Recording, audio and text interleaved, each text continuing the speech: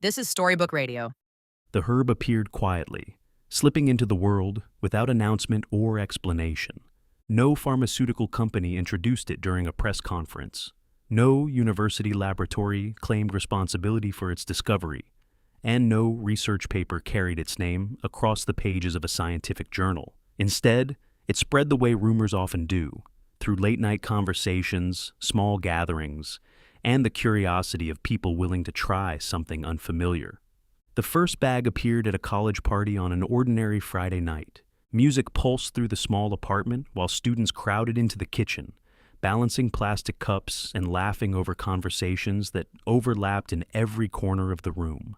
Someone cleared a small space on the counter and dropped a wrinkled plastic bag into the center of the crowd, the contents shifting softly as it landed beneath the yellow kitchen light.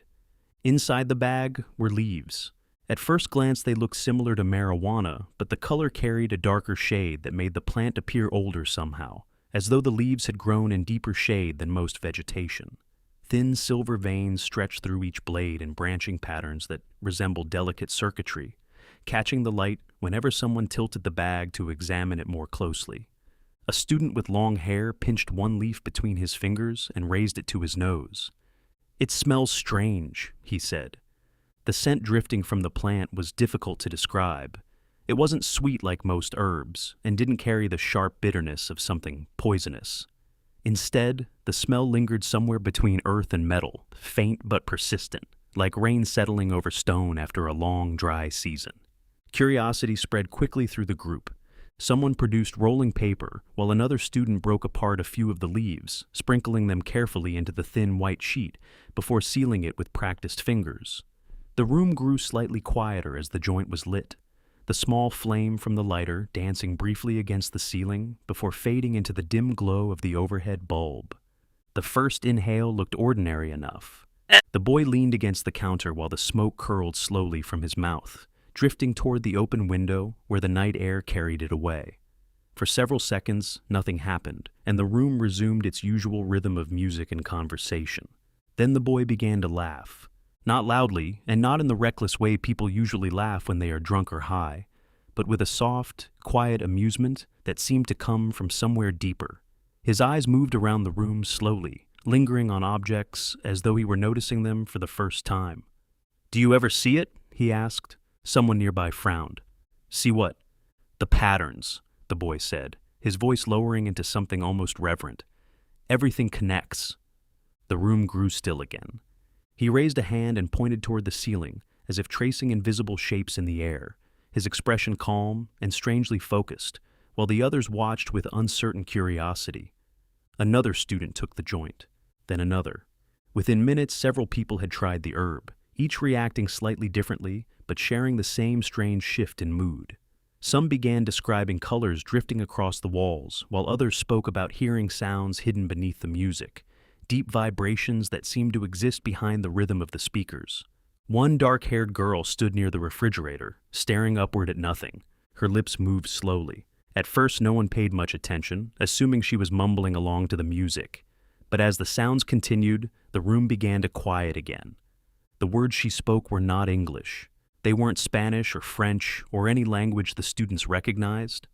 The syllables rolled from her mouth in smooth patterns that sounded deliberate and structured, as though she were reciting something she understood perfectly. "What is she saying?" someone asked. No one answered. The girl smiled faintly, her eyes focused somewhere far beyond the ceiling. Then her body began to fade.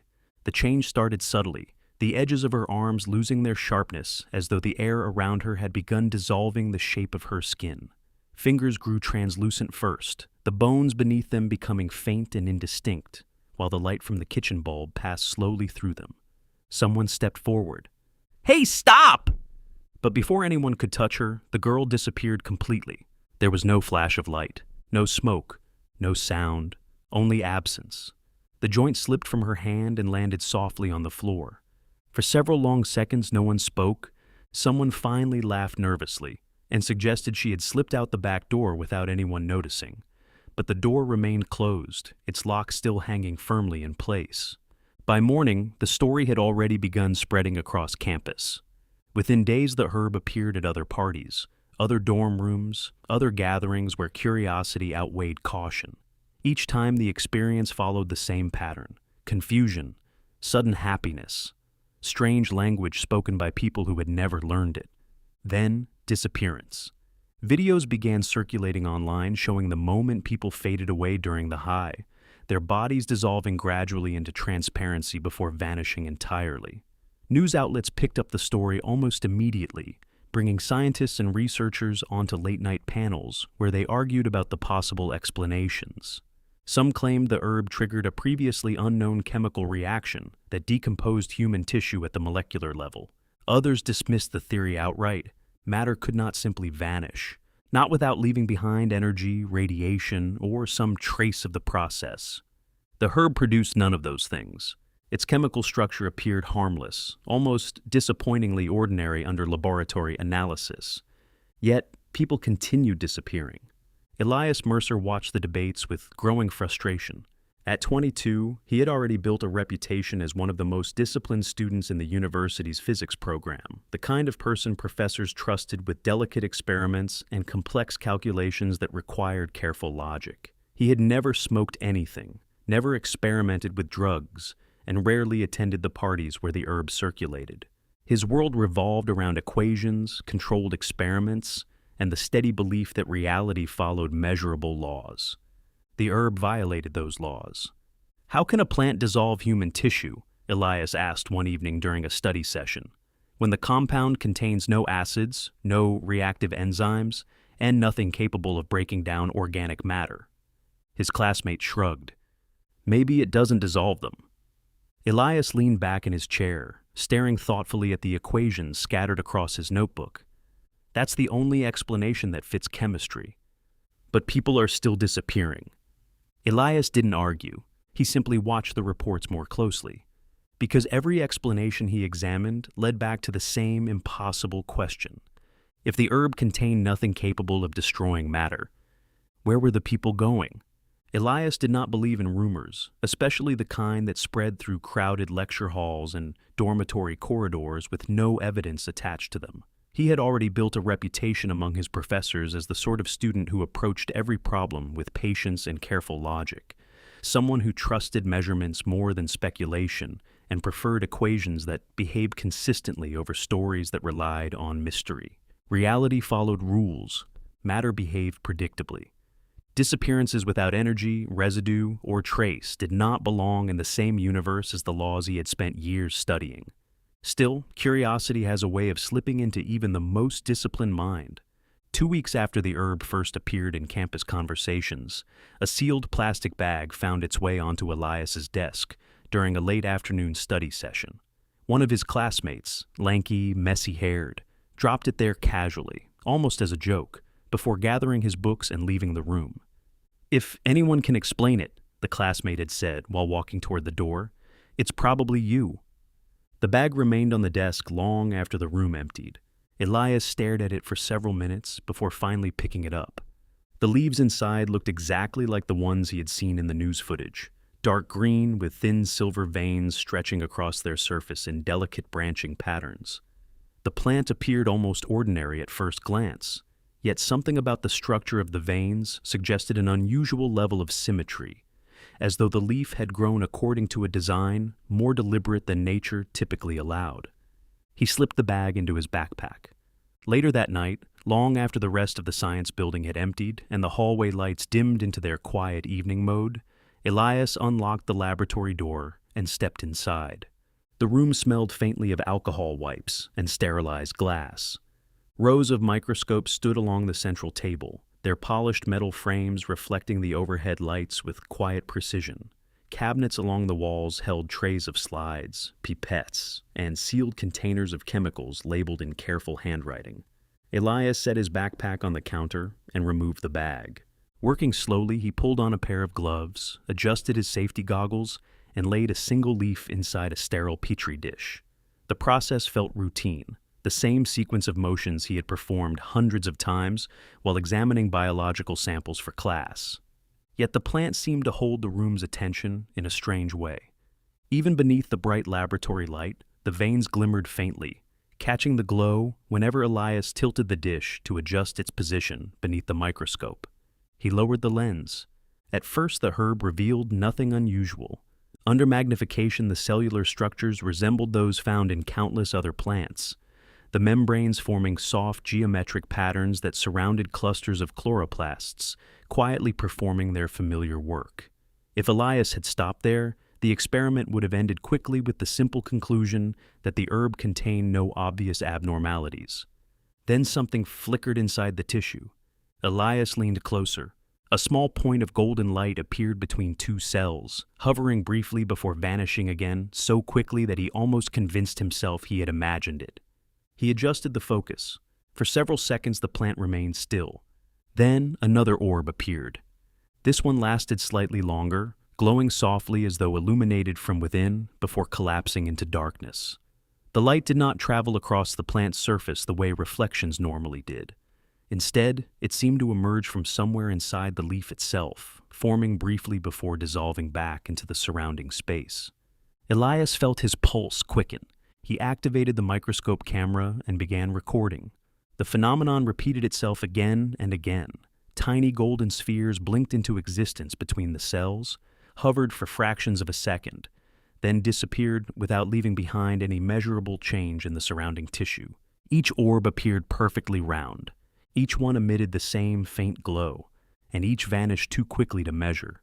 Elias spent nearly an hour adjusting the magnification, changing the light intensity, and repositioning the sample in an attempt to determine whether the lights were artifacts created by the equipment. They were not.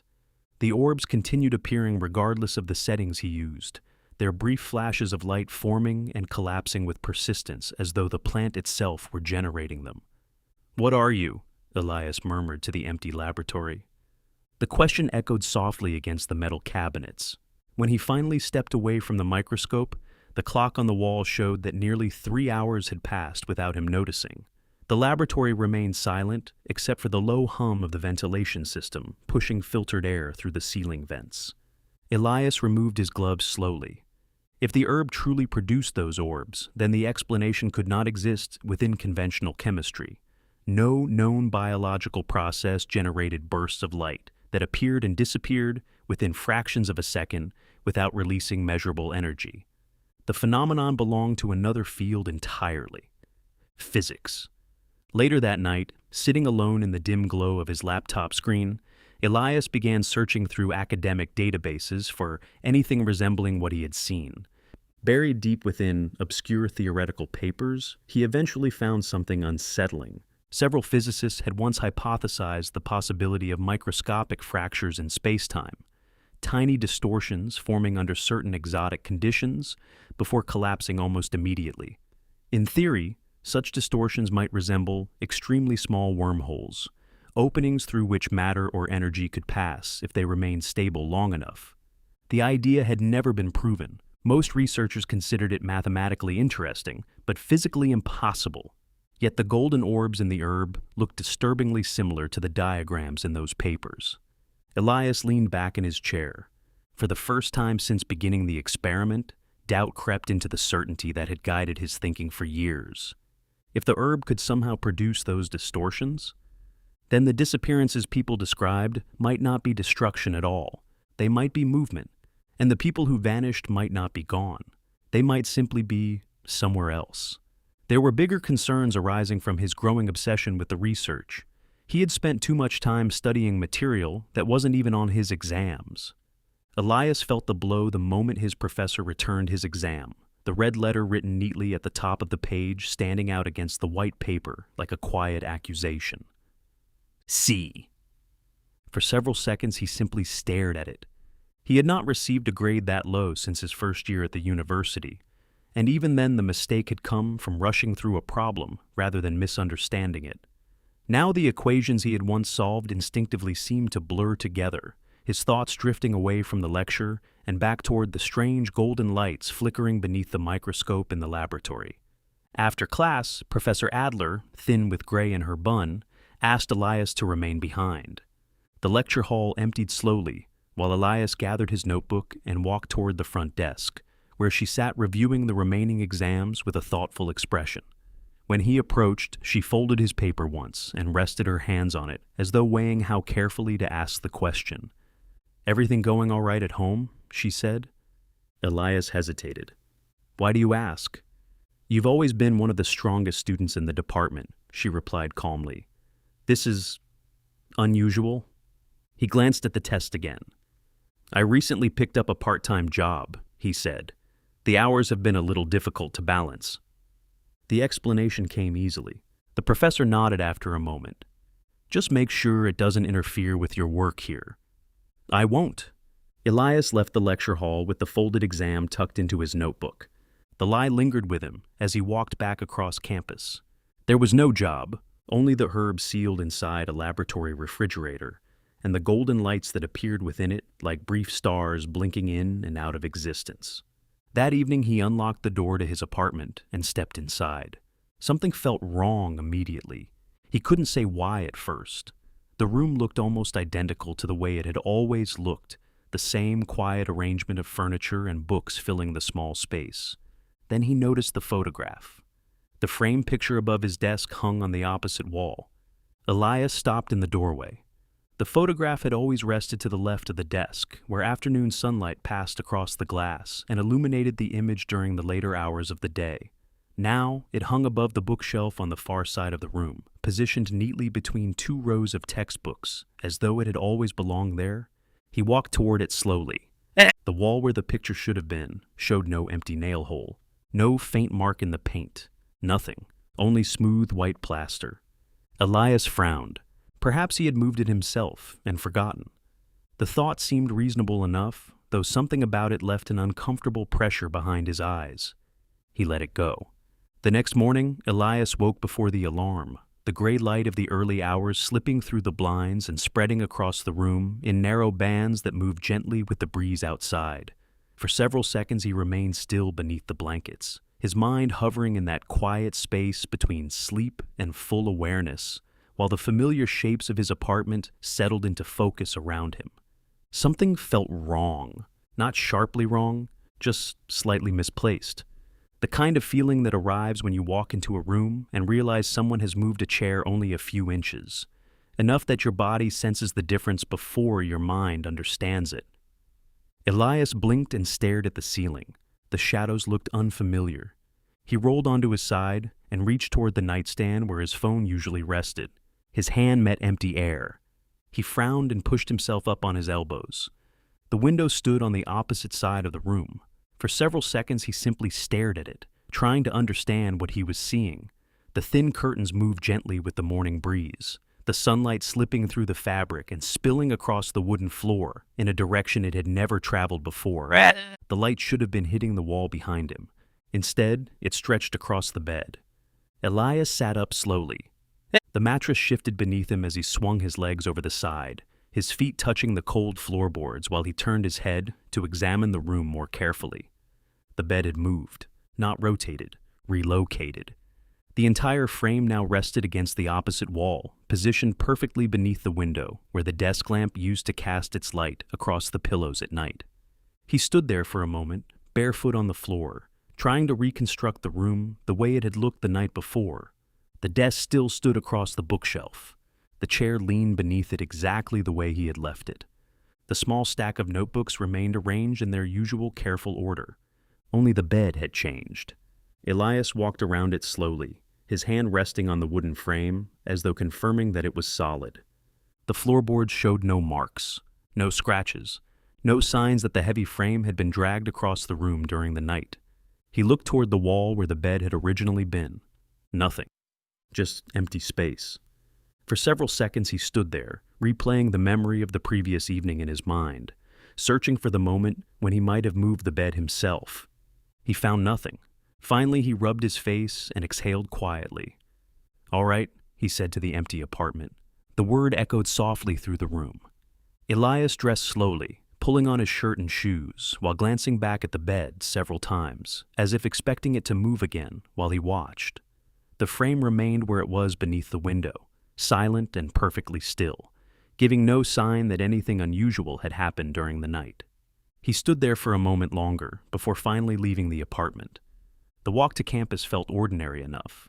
Students crossed the sidewalks in small groups, coffee cups in their hands, the quiet routine of morning classes unfolding the same way it always did. Elias attended his lectures, took notes, answered a question when the professor called on him. Yet the image of the bed sitting against the wrong wall remained fixed in the back of his mind all day. Several times he caught himself staring at nothing, while the lecture continued around him. By the time the afternoon ended, he told himself the explanation was simple. He must have moved it and forgotten. The thought stayed with him until he unlocked the apartment door that evening. Elias noticed it as soon as he stepped inside the apartment. The table that usually sat beneath the ceiling light now stood beside the window, where the late sunlight stretched across the wood. He turned pale, slowly walked over, and pushed it back into the center of the room. The table slid easily across the floor. He stepped away. The chair scraped softly behind him. Elias turned. The chair now sat where the table had been. He stared at it for a moment before dragging it back beneath the table. The apartment fell quiet again. Elias walked toward the hallway, eyeing the living room that curved into the wall on his right. Behind him, the desk lamp clicked. He turned his head. The lamp now pointed down the corridor instead of toward the desk. He stepped into the hallway, then stopped. The corridor had changed.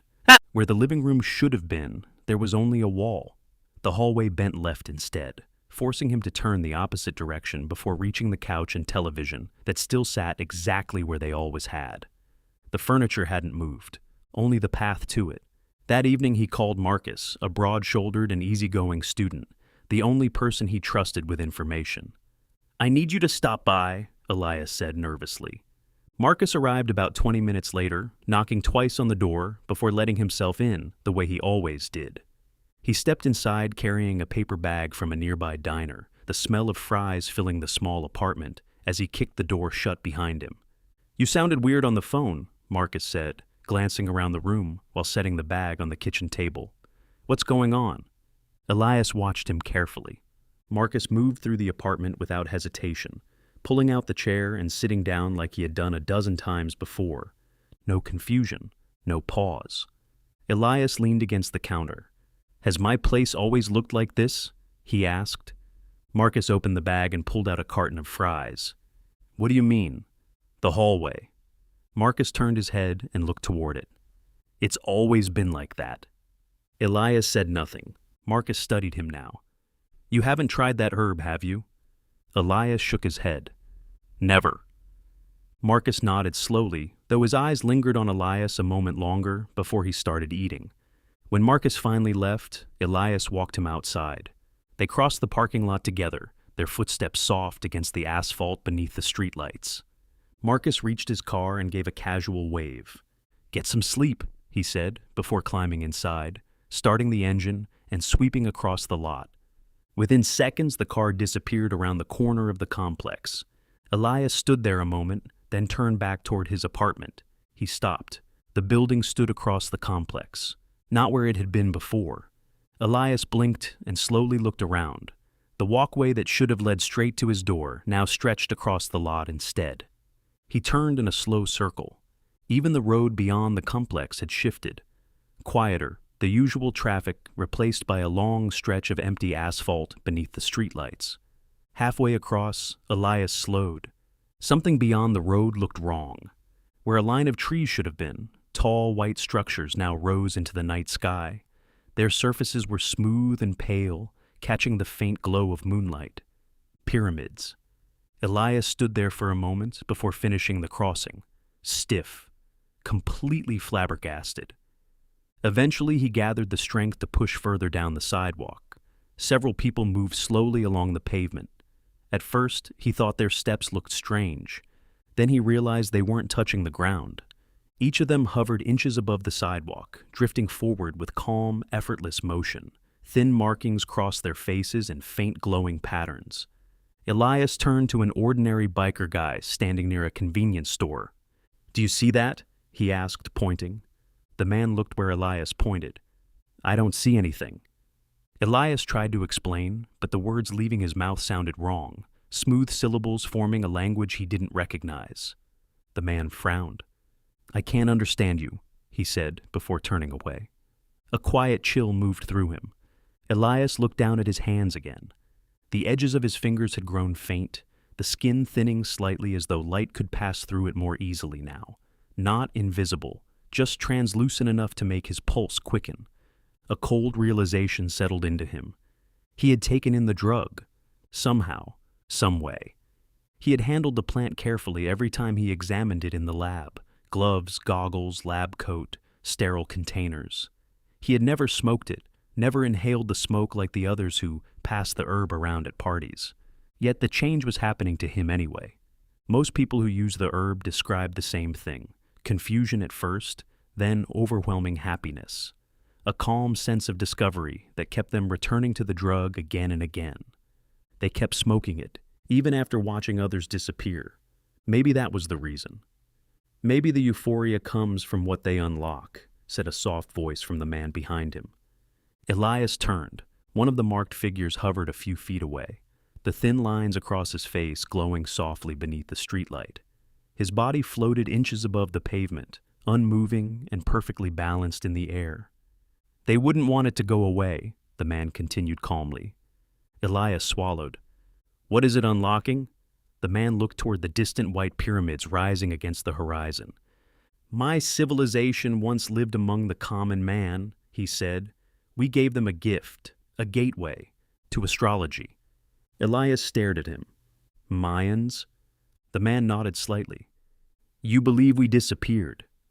Elias looked again toward the strange structures glowing faintly in the distance. How can an entire civilization vanish? The man's expression softened. We didn't disappear, he said. He gestured toward the horizon. We simply unlocked ourselves to the real world.